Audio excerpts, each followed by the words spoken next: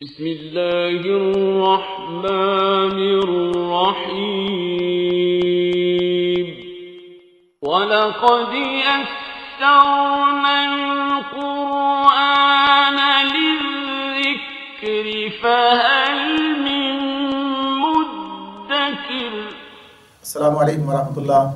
الحمدللہ وکفیٰ وسلام علی عبادہ الذین اصطفیٰ، اما بعد فاعوذ باللہ من الشیطان الرجیم، بسم اللہ الرحمن الرحیم۔ افمن یخلق کمن لا یخلق افلا تذکرون، سورہ نحل کی آیت نمبر 17۔ پھر کیا وہ جو پیدا کرتا ہے اور وہ جو کچھ بھی پیدا نہیں کرتے دونوں یکساں ہیں؟ سوال کیا اللہ تعالیٰ نے انسانوں سے سوال کیا ہے، پھر کیا وہ جو پیدا کرتا ہے اور وہ جو کچھ بھی پیدا نہیں کرتے دونوں یکساں ہیں؟ کیا تم ہوش میں نہیں آتے؟ افلا تذکرون، کیا تم سمجھتے نہیں ہو؟ تو یہ جو سوال اللہ نے کیا یہ ایک ایسا سوال ہے کہ جس سوال کے معاملے میں کوئی اختلاف نہیں کیا جا سکتا، یعنی دنیا اس بات کو تسلیم کرتی ہے، یعنی یہ تو مشرکین مکہ تھے، ان کا معاملہ تھا، یہ تسلیم کرتے تھے کہ پیدا کرنے والا تو اللہ ہے، یعنی ہر چیز کو بنانے والا اللہ ہے، زمین و آسمان اور انسان سارے یہ چرند پرند سب کو اللہ نے پیدا کیا ہے۔ تو یہ جو چیز کے اندر بیان کی گئی ہے کہ سب چیزیں اللہ تعالیٰ پیدا کر رہا ہے، اور دوسرے لوگ کیا ہیں؟ وہ پیدا ہوتے ہیں، مخلوق ہیں، یعنی خالق اور مخلوق کا جو فرق ہے یہ ایک شرک اور توحید کے حوالے سے اتنی بڑی دلیل بن کر سامنے آتا ہے کہ انسان کے لیے ایک اللہ خالق ہے، باقی سب مخلوق ہیں، تو وہی بات ہے جو یہاں پر بیان کی جا رہی ہے۔ تو خالق اور مخلوق جو ہیں یہ برابر نہیں ہو سکتے، نہ اپنی اختیار کے حوالے سے، نہ صفات کے حوالے سے، نہ حقوق کے حوالے سے، یعنی کسی بھی طرح سے یہ کام جو ہے یہ ممکن نہیں ہے۔ تو یہ اللہ نے دلیل یہاں پر بیان کی ہے اور فرمایا وَإِن تَعُدُّوا نِعْمَتَ اللَّهِ لَا تُحْصُوهَا إِنَّ اللَّهَ لَغَفُورٌ رَحِيمٌ، اور اگر تم اللہ کی نعمتوں کو گننا چاہو تو گن نہیں سکتے، حقیقت یہ ہے کہ وہ بڑا ہی درگزر کرنے والا اور رحیم ہے۔ یعنی یہ بات جو اس میں اللہ نے بیان کی ہے، ساری نعمتوں کا ذکر جو ہم نے پہلے پڑھا ہے ابھی کہ کیا کیا نعمتیں، اور ایسی نعمتیں جنہیں ہم شب و روز دیکھ رہے ہوتے ہیں اپنی آنکھوں سے، اور ایسی بھی جو ہم دیکھ نہیں سکتے۔ تو اس نے کیا کہا؟ تم اللہ کی نعمتوں کو گننا چاہو، آدمی گن نہیں سکتا، اس کے لیے یعنی گویا کہ ایک بات تو یہ ہو سکتی ہے کہ انسان کے ادراک میں ہی نہیں آتی، ایک بات تو یہ ہے، دوسری بات کیا ہے کہ یعنی انسان کی گنتی ختم ہو جائے گی اور نعمتیں ختم نہیں ہوں گی، انسان کی گنتی ختم ہو جائے گی، نعمتیں ختم نہیں ہوں گی۔ تو بہرحال اللہ ہی بہتر جانتے ہیں اس ساری صورتحال کو، تو اس نے فرما دیا کہ تم گن نہیں سکتے، واللہ یعلم ما تسرون وما تعلنون، حالانکہ وہ تمہارے کھلے سے بھی واقف ہے اور چھپے سے بھی۔ اچھا، اسی میں ایک بات یہ بھی کہ جب اللہ نے کہا کہ اللہ کی نعمتوں کو گننا چاہو تو گن نہیں سکتے، ساتھ ہی کیا کہا؟ ان اللہ لغفور الرحیم، بے شک اللہ بڑا بخشنے والا، مہربان ہے، درگزر کرنے والا ہے۔ تو اس میں یہ بات بھی کہ انسان اللہ کی نعمتوں سے متمتع ہو رہا ہے، یعنی ان کا فائدہ اٹھا رہا ہے، یہ سب کچھ کر رہا ہے، اور پھر اللہ کو فراموش کیے ہوئے ایسے بھی ہیں جو اللہ کا انکار کر دیتے ہیں، ایسے بھی ہیں جو اللہ سے بغاوت کرنے پر تل جاتے ہیں، ایسے بھی ہیں جو اللہ کو تسلیم کر کے پھر اس کی نافرمانی کر رہے ہوتے ہیں، لیکن اللہ سب کو دیے چلا جاتا ہے، اپنی نعمتوں سے استفادے کا موقع سب کو دیتا ہے، یعنی کسی کو بھی کہ وہ ان نعمتوں سے محروم نہیں کرتا ہے اس بنیاد پر، یعنی یہ چیز جو ہے کہ دنیا میں اللہ رب العالمین نے اس کے لیے جو رزق طے کر رکھا ہے وہ اسے دے رہا ہے، اور اس کے تمام نافرمانیوں کے باوجود دیتا ہی چلا جاتا ہے۔ تو یہ صرف اللہ ہی کو سزاوار ہے کہ وہ یہ کام کر سکتا ہے، وہ اتنا گویا کہیے کہ عالی ظرف ہے اور اتنا فیاض ہے کہ اس طریقے سے لوگوں کے ساتھ معاملہ کر رہا ہے۔ تو یہ بات بھی کہ حالانکہ تمہارے کھلے اور چھپے سب کو جاتے ہیں، تمہاری ساری حرکتوں سے اللہ واقعی ایسا نہیں کہ پتہ ہی نہیں چل رہا کہ کون اس کا وفادار ہے اور کون اس کا نافرمان ہے یا کون اس کا باغی ہے، اس کے باوجود بھی وہ دیتا ہے۔ والذین یدعون من دون اللہ لا یخلقون شیئا وهم یخلقون، اور وہ دوسری ہستیاں جنہیں اللہ کو چھوڑ کر لوگ پکارتے ہیں وہ کسی چیز کی بھی خالق نہیں ہیں بلکہ خود مخلوق ہیں۔ یہی بات پیچھے ہوئی، یہ بات طے شدہ ہے۔ اب جو بات آ رہی ہے آگے، اموات غیر احیاء وما یشعرون ایان یبعثون، مردہ ہیں نہ کہ زندہ، اور ان کو کچھ معلوم نہیں ہے کہ انہیں کب اٹھایا جائے گا، یعنی دوبارہ زندہ کر کے اٹھایا جائے گا، انہیں یہ بات معلوم نہیں ہے۔ اب یہ بات جن کے بارے میں ہو رہی ہے، یعنی اللہ تعالیٰ کہتے ہیں کہ جنہیں پورا مضمون دونوں آیتوں میں آتا ہے. تو آپ دیکھیے اس میں کیا بات ہو رہی ہے کہ دوسری ہستیاں جنہیں اللہ کو چھوڑ کر لوگ پکارتے ہیں وہ کسی چیز کی بھی خالق نہیں ہیں بلکہ مخلوق ہیں، مردہ ہیں نہ کہ زندہ، اور ان کو کچھ معلوم نہیں ہے کہ انہیں کب اٹھایا جائے گا، یعنی دوبارہ زندہ کر کے اٹھایا جائے گا. اب اس سے کون لوگ سامنے آتے ہیں؟ کس کی بات ہو رہی ہے؟ یہ ان انسانوں کی بات ہو رہی ہے کہ جنہیں لوگوں نے، یعنی ان نیک انسانوں کی بات ہو رہی ہے، ان اصحاب قبور کی بات ہو رہی ہے کہ جنہیں لوگوں نے انہیں معبود بنا لیا، یعنی ان کی عبادت کرنے لگے. اب اس کے اندر یہی بات ہے کہ اس پر بات کی گئی ہے کہ جناب اس زمانے میں، آج تو چلو یہ ولیوں کو ان کو بنانے کی بات ہو رہی ہے، اس زمانے میں کہاں تھے؟ یہ کون بنا رہا تھا؟ بتوں کا معاملہ تھا. تو اس کے اندر بھی بات یہی ہے، ایک تو معاملہ یہود و نصارہ کا، وہ بھی مخاطب ہے اس کے کہ وہ خود یہ سارے کام کرتے تھے. انہوں نے کون سے بنا رکھے تھے؟ یعنی ایسے ہی تمام جو ہے اللہ کے نیک بندوں کو خود عیسیٰ علیہ السلام کو اللہ کا بیٹا بنا کر انہیں پوج رہے تھے، یعنی یہ بات سامنے. اور پھر اسی طرح سے یہ جو انہوں نے بت بنا رکھے تھے، تو یہ بت بھی زیادہ تر جو تھے یہ نیک لوگوں کے، یعنی جو ان کے درمیان صلحاء تھے ان کے والے سے یہ بات تھی کہ انہی کو جو ہے انہوں نے یہ گویا اس اعتبار سے ان کے بت بنا کر رکھ لیے تھے اور ان کے ذریعے سے اللہ سے قریب ہونے کی بات کرتے تھے. تو بخاری میں ہی ابن عباس رضی اللہ تعالیٰ عنہ کے حوالے سے ایک روایت موجود ہے، اس میں انہوں نے کہا کہ ود، سوا، یغوث، یعوق اور نصر، یہ سب صالحین کے نام ہیں جنہیں بعد کے لوگوں نے ان کے بت بنا لیے. یعنی یہ اس اعتبار سے بات سامنے آتی ہے. تو غرض یہ کہ یہ ساری چیزیں جو کی گئیں تو اس دور کو دیکھیں، اس دور کو دیکھیں، بات اللہ تعالیٰ یہ بیان فرما رہے ہیں کہ جنہیں تم نے یہ سمجھ رکھا ہے کہ یہ تمہارا کام بنائیں گے یا ان سے تمہیں کچھ یعنی اللہ کے مقابلے میں تم ان کی طرف رجوع کر رہے ہو، تو ان میں تو یہ پتہ ہی نہیں ہے، یعنی یہ تو اللہ ہی کو معلوم ہے، یعنی کب جو ہے قیامت برپا ہوگی، انہیں اٹھایا جائے گا. تو اس اعتبار سے اس شرک کی یہ جو اللہ تعالیٰ اس کو رد کر رہے ہیں اس مقام پر. الہکم الہ واحد فالذین لا یؤمنون بالآخرۃ قلوبہم منکرۃ وہم مستکبرون. تمہارا الہ بس ایک ہی اللہ ہے، مگر جو لوگ آخرت کو نہیں مانتے ان کے دلوں میں انکار بس کر رہ گیا ہے اور وہ گھمنڈ میں پڑے ہوئے ہیں. یہ کیفیت ہے جو اللہ رب العالمین نے بار بار انسان کے سامنے رکھی. اور یہ جو کہا کہ مستکبرون، تکبر کی بات ہے یہ، جب انسان حق کو ٹھکرانا ہی تکبر ہوتا ہے، جب وہ سمجھتا ہے میں جو سمجھ رہا ہوں یہی ٹھیک ہے، یہی گویا کہیے کہ ایک تکبر کی علامت ہے. لا جرم ان اللہ یعلم ما یسرون وما یعلنون انہ لا یحب المستکبرین. فرمایا اللہ یقیناً سب کے کرتوت جانتا ہے، چھپے ہوئے بھی اور کھلے ہوئے بھی. وہ ان لوگوں کو ہرگز پسند نہیں کرتا جو غرور نفس میں مبتلا ہوں. وَإِذَا قِيلَ لَهُمْ مَاذَا أَنزَلَ رَبُّكُمْ قَالُوا أَسَاطِيرُ الْأَوَّلِينَ. اور جب کوئی ان سے پوچھتا ہے کہ تمہارے رب نے یہ کیا چیز نازل کی ہے، تو کہتے ہیں عجیب وہ تو اگلے وقتوں کی فرسودہ کہانیاں ہیں. اس سے مراد کیا ہے؟ اس سے مراد یہ ہے کہ جب یہ ظاہر مکے میں نبی اکرم صلی اللہ علیہ وسلم موجود تھے.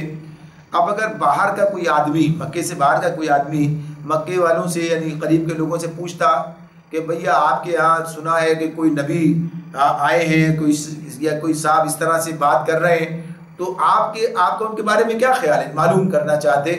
تو یہ بجائے اس کے کہ نبی اکرم صلی اللہ علیہ وسلم کے بارے میں صحیح بات بتاتے، آپ کی شخصیت کا صحیح تعارف پیش کرتے اور آپ کی دعوت کو صحیح طور پر ان کے سامنے رکھتے، یعنی بات جو پوچھی جا رہی ہے وہ بات بیان کی جائے، نہ کہ یہ کہ اس کا انکار کچھ کا کچھ کہا جائے. تو یہ اس معاملے میں یہ بات ہے کہ ان کا طریقہ یہ تھا کہ آپ ایسی ایک تو صحیح سے بات نہیں بتاتے کہ صحیح طریقے سے بتائیں، اور سوالات ان کے ذہنوں میں پیدا کر دیتے، شکوک میں مبتلا کر دیتے، یعنی اس انداز سے کہ گویا کوئی آدمی اس بات کو سمجھ کر اس طرف آنے نہ پائے، یعنی غلط بیانی سے اور غلط طریقے سے اس کو پیش کرنا. یہ بل ایک بات ہمارے سامنے آتی ہے کہ جب یہ نبی صلی اللہ علیہ وسلم نے وہ خط بھیجا تھا، اور اس کے بعد اس نے بلایا تھا اس بادشاہ نے کہ بدر عرب کے کوئی آدمی ہے تو بلا کے لاؤ. ایسر کی بات آتی ہے کہ اس نے بھیجا تھا، بلایا تھا کہ کون کوئی وہاں ذرا پوچھوں پتہ کیا جائے کون ان کے بارے میں کہ جہاں سے خط آیا ہے.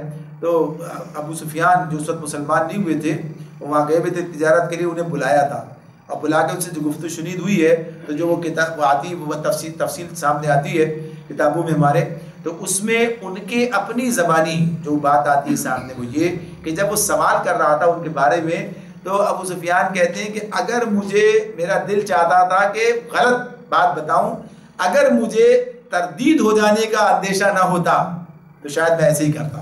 یعنی یہ بات جو ہے یعنی جرت کے ساتھ میں آپ کی حقیقت لوگوں کے سامنے یعنی آپ کی خوبیاں بیان کرنے سے یہ جو ہے گریز کرتے تھے, بتاتے نہیں تھے.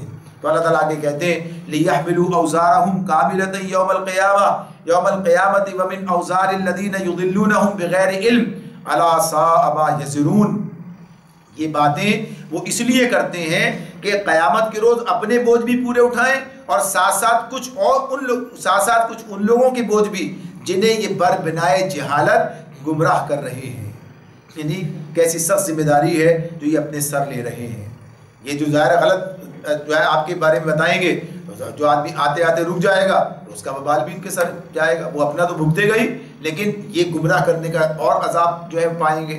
قد مکر الذین من قبلہم فأتی اللہ بنیانہم من القواعد فخر علیہم السقف من فوقہم وأتاہم العذاب من حیث لا یشعرون. ان سے پہلے بھی بہت سے لوگ حق کو نیچا دکھانے کے لیے ایسی ہی مکاریاں کر چکے ہیں. تو دیکھ لو اللہ نے ان کے مکر کی عمارت جڑ سے اکھاڑ پھینکی اور اس کی چھت ان کے اوپر سے ان کے سر پر آ رہی اور ایسے رخ سے ان پر عذاب آیا جدھر سے اس کے آنے کا ان کو گمان تک نہ تھا. یہ جو کیفیت بیان کی ہے, بڑی چالیں چلی, بڑی تدبیریں جو ہے گویا کی اس دعوت کو نیچا دکھانے کے لیے اور اقدامات بھی کیے, لیکن یہ سب ان کے خلاف گئے. ایک تو یہی بات, اگر اسی کو اگر دیکھیں, نبی اکرم صلی اللہ علیہ وسلم کے خلاف پروپیگنڈا کرتے تھے. جب مکے میں کوئی آتا, باہر سے آغاز کے اندر یہ طریقہ انہوں نے اختیار کر رکھا تھا کہ جب مکے میں لوگ عمرہ کرنے یا کوئی قافلہ آ جاتا, اس طرح لوگ آتے, تو یہ پہلے سے پہلے پہنچ کر بتاتے بھائی ایک آدمی یہاں پر ایسا ہے جو ایسی باتیں کرتا ہے, اس کی بات مت سننا, اگر سن لی تو ایسا ہو جائے گا. یعنی از خود جو ہے آپ کے بارے میں لوگوں کو خبردار کر بتاتے. تو یہ بظاہر آپ کے خلاف بات کر رہے ہوتے, لیکن در حقیقت آپ کے بارے میں لوگوں کو اطلاع کر رہے ہوتے. یعنی آپ کے لیے خود یہ ممکن نہ ہوتا کہ اس طریقے سے ہر آدمی تک بات پہنچائیں جو یہ سارے مل کر یہ کام کرتے.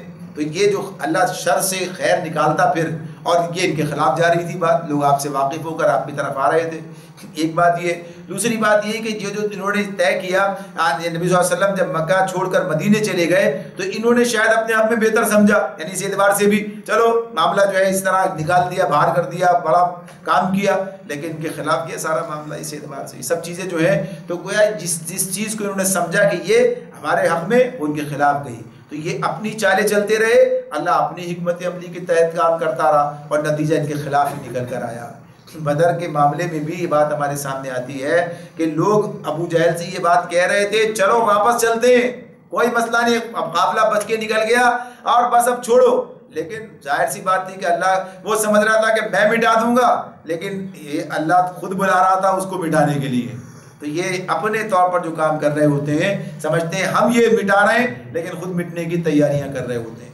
تو یہ جو ساری چالیں چلی جا رہی ہوتی ہیں, ان کے معاملات آج کی دنیا میں بھی اگر ہم دیکھیں تو ہمیں قریب کے میں ہی یہ چیزیں نظر آئیں گی کہ جو چالیں چلی جا رہی ہیں. قریب کے ملک میں دیکھیں تو یہ بات ہمیں نظر آئے گی کہ جس طریقے سے معاملات ہو رہے ہیں, لوگ انہیں گھیرنے کی کوشش کر رہے ہیں, پتہ چلتا ہے خود گھرتے چلے جا رہے ہیں, یعنی خود گرتے چلے جا رہے ہیں. اور سمجھ لیجئے کہ آج 17-18 سال ہو گئے اور اس نتیجے پر پہنچے کہ آپ پھر آ کر بیٹھو بھائی بات کرتے ہیں کیسے نکلا جائے, اور پھر اس معاملے کے اندر بھی وہ کہ یہ گھر رہے ہیں اس معاملے میں. تو یہ بظاہر انسان سوچتا ہے کہ میں کامیاب ہو رہا ہوں, لیکن پتہ چلتا ہے کہ وہ ناکام. نتیجہ جب نکلتا ہے تو پتہ چلتا ہے کہ ساری اس کی کوششیں ناکامی کی سمت میں ہی تھیں, اپنا ہی نقصان کیا. تو اللہ رب العالمین فرماتے ہیں کہ ایسے رخ سے ان پر عذاب آیا جدھر سے اس کے آنے کا ان کو گمان تک نہ تھا. ثم یوم القیامت یخزیہم ویقول این شرکائی الذین کنتم تشاقون فیہم قال الذین اوتوا العلم ان الخزی اليوم وسوء الکافرین. پھر قیامت کے روز اللہ انہیں ذلیل و خوار کرے گا اور ان سے کہے گا بتاؤ اب کہاں ہیں وہ میرے شریک جن کے لیے تم اہل حق سے جھگڑے کیا کرتے تھے. جن لوگوں کو دنیا میں علم حاصل تھا وہ کہیں گے آج رسوائی اور بدبختی ہے کافروں کے لیے. آج رسوائی اور بدبختی ہے کافروں کے لیے, یعنی کچھ نہیں ہے جواب. یہ جو پوچھا اللہ تعالیٰ کہیں گے کہاں ہیں بتاؤ وہ شریک جن کے لیے تم اہل حق سے جھگڑتے تھے, یہ یوں ہیں, ان کا یہ مقام ہے, یہ ایسے کا چھڑائیں گے, ایسے ہوگا. تو قیامت کے دن حشر کے دن اللہ پوچھے کہاں ہیں, اور پھر جو اہل علم ہے وہ یہی کہیں گے کہ آج رسوائی اور بدبختی ہے کافروں کے لیے. ہاں الذین تتوفاہم الملائکۃ ظالمی انفسہم فالقوا السلم ما كنا نعمل من سوء بلا ان اللہ علیم بما کنتم تعملون. فرمایا کہ ہاں انہی کافروں کے لیے، یہ جو تباہی رسوائی بدبختی ہے انہی کافروں کے لیے جو اپنے نفس پر ظلم کرتے ہوئے جب ملائکہ کے ہاتھوں گرفتار ہوتے ہیں تو سرکشی چھوڑ کر فوراً ڈگے ڈال دیتے ہیں اور کہتے ہیں کہ ہم تو کوئی قصور نہیں کر رہے تھے. ملائکہ جواب دیتے ہیں کر کیسے نہیں رہے تھے؟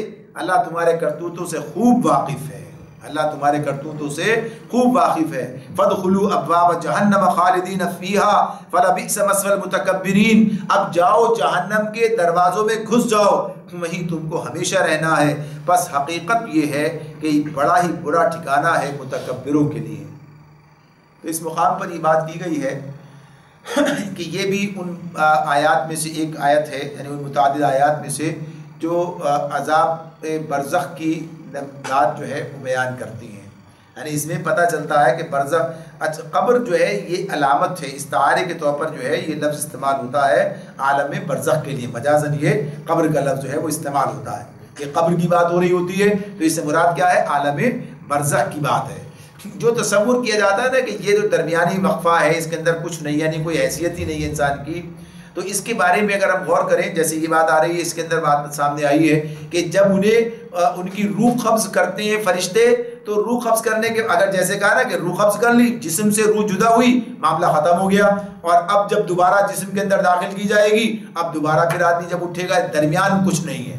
جو لوگ اس کا انکار کرتے ہیں کہ یہ جو برزخ کے معاملے کا برزخ کچھ نہیں ہے، تو کیا کہتے ہیں؟ ادھر روح نکل گئی اور جب تک روح یعنی جسم اور روح کا جو یہ الگ ہو جانا ہے یہ گویا ختم ہو جانا ہے. اب ختم ہو گئے، اب اس کے بعد جب روح جسم سے جوڑی جائے گی دوبارہ حشر کے دن، اب اس کے بعد جو ہے پھر نیا سلسلہ شروع ہو جائے گا، معاملہ پھر وہاں پر ہوگا، درمیان کچھ نہیں ہے. تو اب یہ جو سوال و جواب ہے یہ کس سے ہو رہے ہیں؟ یہ جو سوال و جواب کا معاملہ یہاں پر آ رہا ہے کہ جیسے ہی ملائکہ ان کی روح قبض کر لیتے ہیں، قبض کر لی، تو اب وہ کہتے ہیں کہ ہم تو جو ہے کچھ بھی نہیں کر رہے تھے اور ہم تو ٹھیک تھے اور ہم تو ایسا تھا اور اس طرح تھا. تو یہ مشرکین کے یعنی ایسے لوگوں کے بارے میں کہ جو اللہ کی نافرمانی کر رہے تھے یا شرک کر رہے تھے ان کے بارے میں بات ہے. ایسے ہی بات سورہ نساء کے اندر بھی ہمارے سامنے آتی ہے آیت 97 میں، جس میں اللہ رب العالمین نے ان لوگوں کے کا ذکر کیا ہے کہ جنہوں نے یعنی جو ہجرت نہیں کر رہے تھے اپنے، یعنی اس کے باوجود کہ وہ اس کی طاقت رکھتے تھے. صحفا کی بات تو الگ ہے، تو ان کے بارے میں کہا کہ جب ان کی روح قبض کریں گے تو فرشتے ان سے پوچھیں گے یہ تم کس حال میں تھے، اور وہ کہیں گے کہ جناب ہم تو بڑے مجبور تھے. اب کیا؟ تو اللہ فرشتے کہیں گے کہ اللہ کی زمین وسیع نہ تھی. غرض یہ کہ سارے سوال جواب کلام یہ سب چیزیں جو ہیں یہ ہمارے سامنے آتی ہیں. پھر سورہ مومن کے اندر وہ جس میں آل فرعون کے بارے میں کہا جاتا ہے صبح و شام پیش کیے جاتے ہیں، یعنی سارا معاملہ بالکل بہت واضح آیت ہمارے سامنے آتی ہے. تو غرض یہ کہ اس کے اندر یہ بات پتہ چل جاتی ہے کہ یہ معاملہ اس اعتبار سے نہیں ہے کہ بس کچھ بھی نہیں ہے، بلکہ یہ بھی ایک کیفیت ہے جس سے انسان کو گزرنا ہے. اس سے بنیادی طور پر اب اس کی اہمیت کیا ہے ہمارے لیے؟ اہمیت یہ ہے کہ انسان سوچ لے کہ آگے کہاں سے منزل قرار میں یعنی کن کن صورتحال سے گزرنا پڑے گا. یعنی معاملات یہ اس اعتبار سے ہیں کہ آدمی اس میں اپنے لیے خیر کا بندوبست کرے. یعنی یہاں سے بھی عذاب اور ثواب کا جو معاملہ شروع ہو جاتا ہے انسان کی موت کے ساتھ ہی. اگلے آیت کے اندر بات آ رہی ہے کہ فرشتے وہاں ان کا استقبال کریں گے نیک لوگوں کا، تو جنت کی خوشخبری سنائیں گے. انہیں کیا کہہ رہے ہیں؟ جہنم میں داخل ہونا ہے، تمہیں وہاں جانا ہے. تو یہ وہ درمیانی دور کی بات جو ہے اس میں بیان ہو رہی ہے. وَقِيلَ لِلَّذِينَ اتَّقَوْا مَاذَا أَنزَلَ رَبُّكُمْ قَالُوا خَيْرًا لِلَّذِينَ أَحْسَنُوا فِي هَذِهِ الدُّنْيَا حَسَنَةٌ وَلَدَارُ الْآخِرَةِ خَيْرٌ وَلَنِعْمَ دَارُ الْمُتَّقِينَ جنات عدن يدخلونها تجری من تحتها الانہار لهم فیہا ما یشاءون کذالک یجزی اللہ المتقین. دوسری طرف جب خدا ترس لوگوں سے پوچھا جاتا ہے کہ یہ کیا چیز ہے جو تمہارے رب کی طرف سے نازل ہوئی ہے، تو وہ جواب دیتے ہیں کہ بہترین چیز اتری ہے. اس طرح کے نیکوکار لوگوں کے لیے اس دنیا میں بھی بھلائی ہے اور آخرت کا گھر تو ضرور ہی ان کے حق میں بہتر ہے. کیا ہے وہ بڑا اچھا گھر؟ یعنی اس کی بات کہی بڑا اچھا گھر ہے متقیوں کا، یعنی دائمی قیام کی جنتیں جن میں وہ داخل ہوں گے، نیچے جن کے نیچے نہریں بہہ رہی ہوں گی، اور سب کچھ وہاں عین ان کی خواہش کے مطابق ہوگا. یہ جزا دیتا ہے اللہ متقیوں کو. پہلے ان لوگوں کی بات تھی کہ جن سے پوچھا جاتا تھا کہ بھائی آپ کے یہاں جو بات آ رہی ہے کیا ہے، تو غلط جواب دیتے تھے۔ اب اللہ ان لوگوں کی بات بیان کر رہے ہیں کہ جو صحیح بات بیان بتاتے تھے، کہ جب نیک لوگوں سے، متقی لوگوں سے پوچھا جاتا تھا کہ یہ جو چیز نازل ہوئی ہے یہ کیا ہے، تو بتاتے تھے بہترین چیز اتری ہے۔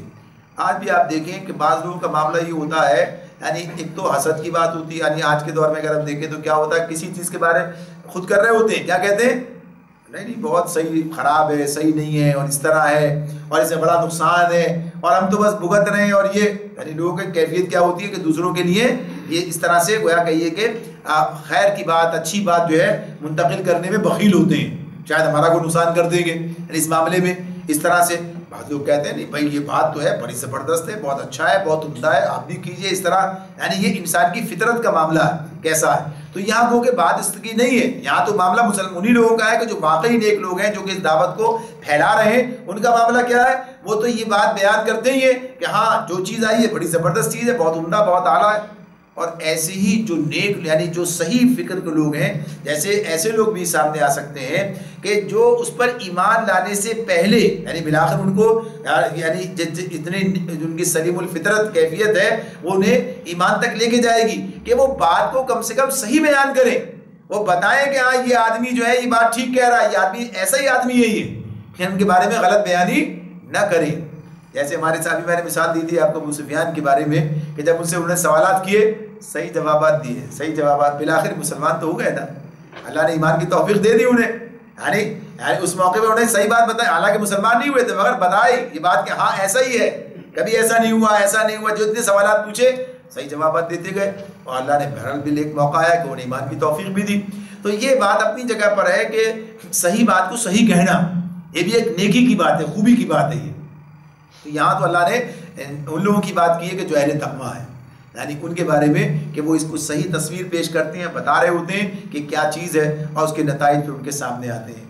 آج کیفیت اس اعتبار سے بھی ذرا سی سوچنے اور غور کرنے کی ہے کہ ہم اس کتاب کے امین ہیں، ہم مسلمان ہیں، ہم یہ تو کہتے ہیں کہ بڑی زبردست چیز ہے، ہم کیا کہتے ہیں، قرآن کیا ہے، بڑی زبردست چیز ہے، بڑی زبردست کتاب ہے، بڑے زبردست رسول ہیں، ان کی سنت سیرت اتنی اعلیٰ، مگر عمل سے اس کے خلاف بات کرتے ہیں، یعنی عمل کر کے پتہ چلتا ہے جب زبردست ہے تو اختیار کر لو، زبردست ہے تو استعمال کرو، یعنی ہے تو بڑی عالیشان، مگر ہم نہیں کرتے، آپ کرنا چاہیں تو کر لیں، لیکن ہم تو کسی اور راستے پہ جا رہے ہیں۔ تو یہ عجیب بات ہے جو اس طریقے سے بیان کی جاتی ہے۔ تو وہ قول و فعل کے تضاد میں مبتلا نہیں تھے، بلکہ قول و فعل کے ان میں مطابقت تھی، تو اللہ نے ان کے لیے جنت کی بات کی۔ الذین تتوفاہم الملائکۃ طیبین طیبین یقولون سلام علیکم علیکم ادخلوا الجنۃ بما کنتم تعملون۔ ان متقیوں کو جن کی روحیں پاکیزگی کی حالت میں جب ملائکہ قبض کرتے ہیں تو کہتے ہیں کہ سلام ہو تم پر، جاؤ جنت میں اپنے اعمال کے بدلے۔ اب یہ یہاں پر نیک لوگوں کے بارے میں بات آ گئی کہ ان کی روح قبض کرنے کے بعد ملائکہ پھر ان کے ساتھ یہ معاملہ کرتے ہیں، اس طرح کہتے ہیں هل ينظرون الا ان تاتيهم الملائكه وياتي امر ربك كذلك فعل الذين من قبلهم وما ظلمهم الله ولكن كانوا انفسهم يظلمون۔ نبی اکرم صلی اللہ علیہ وسلم کو اللہ تعالیٰ مخاطب ہے، کہتے ہیں کہ اب جو یہ لوگ انتظار کر رہے ہیں تو اس کے سوا اور کیا باقی رہ گیا ہے کہ ملائکہ ہی آ پہنچیں یا تمہارے رب کا فیصلہ ہی صادر ہو جائے۔ اس طرح کی ڈھٹائی ان سے پہلے بھی بہت سے لوگ کر چکے ہیں، پھر جو کچھ ان کے ساتھ ہوا وہ ان پر اللہ کا ظلم نہ تھا بلکہ ان کا اپنا ظلم تھا جو انہوں نے خود اپنے اوپر کیا۔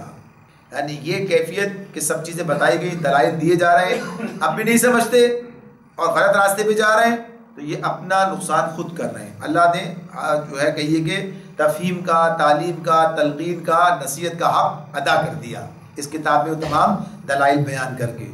فَأَصَابَهُمْ سَيِّئَاتُ مَا عَمِلُوا وَحَاقَ بِهِمْ مَا كَانُوا بِهِ يَسْتَهْزِئُونَ۔ ان کے کرتوتوں کی خرابیاں آخرکار ان کی دامنگیر ہو گئیں اور وہی چیز ان پر مسلط ہو کر رہی جس کا وہ مذاق اڑایا کرتے تھے۔ اس دین کا، اہل دین کا مذاق اڑاتے تھے، وہی غالب ہو گئے، وہی گویا کہ یہ مغلوب ہو گئے۔ تو اس اعتبار سے یہ وقت آنے والا تھا، یہ وقت آ کر رہا۔ وقال الذين اشركوا لو شاء الله ما عبدنا من دونه من شيء نحن ولا آباؤنا ولا حرمنا من دونه من شيء كذلك فعل الذين من قبلهم فهل على الرسل الا البلاغ المبين۔ یہ مشرکین کہتے ہیں اگر اللہ چاہتا تو نہ ہم اور نہ ہمارے باپ دادا اس کے سوا کسی اور کی عبادت کرتے، اور نہ اس کے حکم کے بغیر کسی چیز کو حرام ٹھہراتے. ایسے ہی بہانے ان سے پہلے کے لوگ بھی بناتے رہے ہیں. تو کیا رسولوں پر صاف صاف بات پہنچا دینے کے سوا اور بھی کوئی ذمہ داری ہے؟ یعنی یہ وہ پرانی گویا کہیے کہ یہ جہالت اور حماقت اور گمراہی ہے جس کو یہاں یہ لوگ بھی بیان کر رہے ہیں. دوبارہ بات آئی ہے سامنے کہ یہ لوگ کہتے ہیں کہ اللہ کی مشیت جو ہے وہی یہ تھی کہ ہم گمراہی اور بدعملی میں مبتلا رہے، لہٰذا ہم تو گمراہی اور بدعملی میں مبتلا رہے، ہمارا کیا قصور ہے؟ لیکن اس معاملے میں تو اس اعتبار سے یہ اپنے ضمیر کو بھی دھوکہ دینا ہے اور ناصحوں یعنی جو نصیحت کرنے والے ہیں ان کو بھی جواب دے دینا ہے. بھائی تو اللہ کی مرضی ہوتی تو کر لیتے ہیں، اب تو اللہ کی مرضی نہیں ہے تو کیا کیا جائے. یعنی اب سارا الزام کس پر؟ اللہ رب العالمین پر رکھ دیتے ہیں. تو اللہ تعالیٰ اس کا جواب میں جو بات اگلی بیان کر رہے ہیں اس سے اس کی دلیل بھی سامنے آ جاتی ہے اور ایک بڑی بات بھی اس آیت کے اندر ہمارے سامنے آ جاتی ہے کہ اللہ رب العالمین نے تو بات پہنچانے کا حق ادا کر دیا. تو اس میں بھی کہا فَهَلْ عَلَى الرُّسُلِ إِلَّا الْبَلَاغُ الْمُبِينُ، کیا رسولوں پر بات پہنچا دینے کے سوا کوئی اور بھی ذمہ داری ہے؟ بات پہنچا دی، اب ذمہ داری تمہاری ہے. اب تم خود دیکھ سکتے ہو، اب معاملہ تمہارا ہے. اور پچھلی قوم تاریخ جو ہے وہ بھی تمہارے سامنے کہ جب رسول آتے رہے اور پیغام پہنچاتے رہے تو نتیجہ کیا نکلا کہ جنہوں نے مان کر نہ دیا اللہ کے عذاب میں آ گئے، گرفت میں آ گئے. تو کیوں آ گئے؟ اگر ان کا کوئی قصور نہیں تھا، اگر اللہ کی مشیت ہی یہی تھی، اگر فرعون کو یہی سب کچھ کرنا تھا، اللہ کی مشیت یہ تھی، تو فرعون کو غرق کرنے کی ضرورت کیوں پیش آئی؟ پھر تو یہ ظلم ہو جائے گا، پھر کیا کہا جائے گا. یعنی اگر ہم یہ دیکھتے ہیں کہ ایسے ہی اور کتنے لوگ ہیں کہ جو اللہ کے عذاب کا شکار ہو گئے، کس بنیاد پر ہو گئے؟ اپنی گمراہی پر اصرار کر رہے تھے. تو اگر اللہ کی مشیت کے تحت ہی تھا تو ظاہر انہیں سزا دینے کی ضرورت کیا ہے؟ تو یہ ساری تاریخ کیا کہہ رہی ہے؟ تو پھر فرمایا وَلَقَدْ بَعَثْنَا فِي كُلِّ أُمَّةٍ رَسُولًا أَنِ اعْبُدُوا اللَّهَ وَاجْتَنِبُوا الطَّاغُوتَ فَمِنْهُمْ مَنْ هَدَى اللَّهُ وَمِنْهُمْ مَنْ حَقَّتْ عَلَيْهِ الضَّلَالَةُ فَسِيرُوا فِي الْأَرْضِ فَانظُرُوا كَيْفَ كَانَ عَاقِبَةُ الْمُكَذِّبِينَ.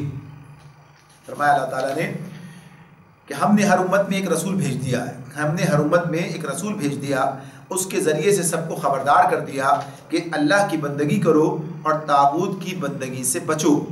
اس کے بعد ان میں سے کسی کو اللہ نے ہدایت بخشی اور کسی پر ضلالت مسلط ہو گئی. پھر ذرا زمین میں چل پھر کر دیکھ لو کہ جھٹلانے والوں کا کیا انجام ہو چکا ہے. یعنی ایک تو یہی بات ہو گئی کہ دیکھ لو تمہارے سامنے ان کا کیا انجام ہوا. اگر تم اسی انجام سے دوچار ہونا چاہتے ہو تو کرتے رہو اصرار اس بات پر، تمہارا بھی وہ انجام ہو جائے گا. بچنا چاہتے ہو تو آؤ اس دعوت کو قبول کر لو. اب یہاں پر جو خاص بات آ گئی ہے وہ یہ ہے، اور اسی پر آج کی بات کو مکمل کریں گے، کہ اللہ رب العالمین نے ایک بات تو یہ بتائی کہ ہم نے ہر امت میں ایک رسول بھیجا ہے. امت ایک دور کے لوگ ہیں، ایک گروہ، یعنی ایک وقت کا معاملہ ہے کہ ہر دور میں اللہ تعالیٰ نے انبیاء بھیجے ہیں. وَلِكُلِّ أُمَّةٍ الرَّسُولِ، جیسے اس آیت کے اندر کہہ دیا اللہ نے کہ ہم نے فی کل امت الرسول، یہاں کہا پھر ایسی کا وَلِكُلِّ قَوْمٍ ہاد، ہر قوم کے لیے ہم نے ایک ہادی بھیجا ہے. وَمِنْ أُمَّةٍ، کوئی امت ایسی نہیں کوئی اس میں کوئی رسول نہ بھیجا ہو.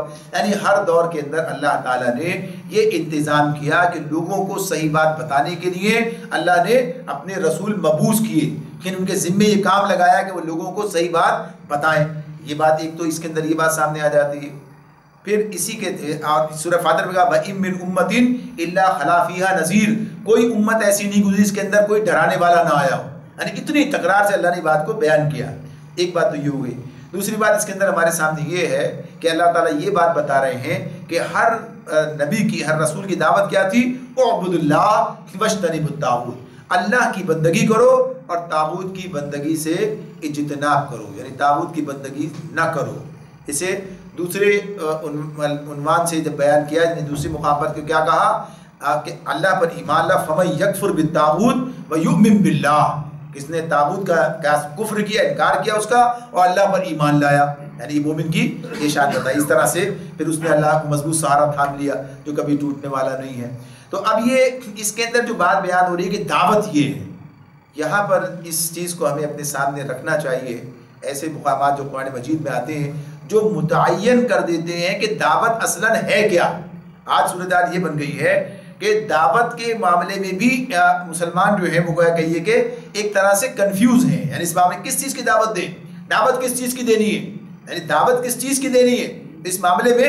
اب دعوت کے اندر اب یہ بات، اب اس کی تفصیلات تو اپنی جگہ رہیں گی، لیکن بات تو اصل بنیادی تو ایک ہی رہے گی. اس کی تفصیل میں چیزیں آئیں گی کہ یہ ساتھ اس کے طریقے ہیں، یہ باتیں اس کے تحت یہ چیزیں سامنے آتی ہیں، یعنی سمجھانے کے لیے تفصیل میں آدمی چلا جائے گا. لیکن ویسے دعوت کیا ہے ویسے دعوت جو یہاں پر بیان کر دی گئی اعبدوا اللہ واجتنبوا الطاغوت، یہ دعوت ہے، جسے ہم اس طرح بھی کہتے ہیں لا الہ الا اللہ، یہی مطلب ہے اس کا، یہی مطلب ہے اس کا، کوئی الہ نہیں سوائے اللہ کے، یعنی ایک اللہ کے سوا سب کا انکار۔ یہ جو طاغوت کی بات آ رہی ہے اس کے اندر، تو طاغوت کی بات جو ہے اس کو اپنے سامنے رکھنے کی ضرورت ہے کہ جو دعوت دے رہے ہوتے ہیں انبیاء وہ کیا کہتے ہیں کہ طاغوت کیا ہے، طاغوت کا انکار کرنا ہے، اور طاغوت ہر وہ شخص، ہر وہ شخصیت، ہر وہ ادارہ، ہر وہ چیز جو اللہ کے مقابلے میں بڑائی کی مدعی ہو، جو اللہ کے مقابلے میں بڑائی کی مدعی ہو جائے، جو اللہ کے مقابلے میں خود اپنی بات چلانا چاہے، جو اللہ کے مقابلے میں خود لوگوں کے لیے نظام تجویز کرے،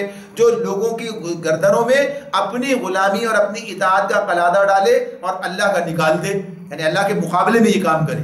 کچھ چیزیں تو ہوتی ہیں جو اللہ کے یعنی اس کی اطاعت کے تحت ہوتی ہے، جیسے کہا ہمیں بتایا کہ اطیعوا اللہ و اطیعوا الرسول و اولی الامر منکم، اطاعت کرو اللہ کی، اس کے رسول کی اور ان کی جو تمہارے درمیان صاحبان امر ہیں۔ لیکن یہ اطاعت بھی کیا ہے، اس کے بارے میں کیا کہا، لا طاعت لمخلوق فی معصیت الخالق، یہ اطاعت اللہ کی نافرمانی میں نہیں ہونی ہے، یعنی کسی مخلوق کی اطاعت اللہ کی نافرمانی میں جو ہے معصیت میں وہ نہیں کی جا سکتی، تو یہ اس کے تحت ہوگی۔ تو جب کوئی اس کے مقابلے میں آ جائے یہ الگ رکھو، یہ ہم جو دے رہے ہیں یہ اختیار کرو، یہ نظام اس کو چھوڑ دو، اور یہ جو ہم پیش کر رہے ہیں اسے اختیار کر لو، اسے نافذ کر لو، اس پر عمل درآمد کرو، اللہ کی بندگی چھوڑو ہماری بندگی اختیار کرو، اللہ کی اطاعت چھوڑ کر ہماری اطاعت پر آ جاؤ۔ یعنی اس کے مقابلے میں جب آدمی چاہے یہ ان الفاظ کے ساتھ بھی بات نہ کرے، چاہے یہ بھی ہو سکتا ہے کہ ان الفاظ کے ساتھ اللہ کے چھوڑنے کی بات نہ کرے، بلکہ کہے بھائی آپ کو یہ کام کرنا ہے، جب کام ایسا ہے کہ اس کے نتیجے میں یہ کام چھوٹتا ہے تو اس کا مطلب کیا ہوگا، یعنی جب یہ بات ہو جائے کہ بھائی قانون یہ ہے، جب قانون یہ ہے تو ظاہر سی بات ہے اسی کا نام دوسرا کیا ہے، دوسرا قانون نہیں ہے، وہ آپ کی مرضی ہے، اخلاقیات ہے، آپ کی مرضی آپ کریں، آپ کی مرضی چاہے آپ نہ کریں۔